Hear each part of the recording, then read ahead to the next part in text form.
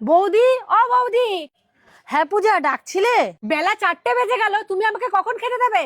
পূজা, আমি তো একা মানুষ, আমাকে সবটা সামলাতে হয়, একটু দেরি হবে। তাড়াতাড়ি করো কিন্তু, আমার কিন্তু খুব খিদে পেয়েছে।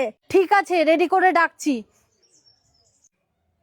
হ্যাঁ বড় বৌদি, বলো। হ্যাঁ হ্যাঁ, আমি খুব ভালো আছি।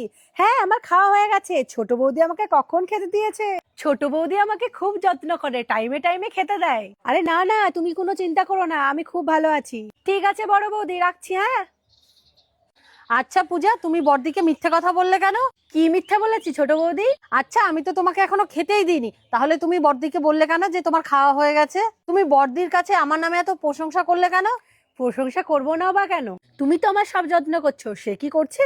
আরে ওইসব বৌদিকে আমি হাড়ে হাড়ে চিনি, দূর থেকে জিজ্ঞাসা করবে ভালো আছিস, খেয়েছিস, ব্যাস এইটুকুই। আরে সেবা তো আমার তুমি করছো। ওদের যদি এতই চিন্তা হয়, ওরা এখানে আসুক, আমার সেবা করুক, যত্ন করুক, তবেই তো বুঝবো ওরা আমাকে ভালোবাসে। এরা কি বলতো, শুধু ফোনেই খোঁজ খবর নিয়ে আমাকে খুশি করতে চাই। আর তুমি খাওয়া দাওয়ার কথা বলছো, সে তো দেরি হতেই পারে। আর তুমি সংসারের সব কাজ সামলে রান্না করে তবেই তো আমাকে খেতে দেবে, সে তো একটু একটু দেরি হতেই পারে। তা বলে কি আমি সবার কাছে বলে বেড়াবো যে আমার বৌদি আমাকে দেরিতে খেতে দেয়, বিশেষ করে একে?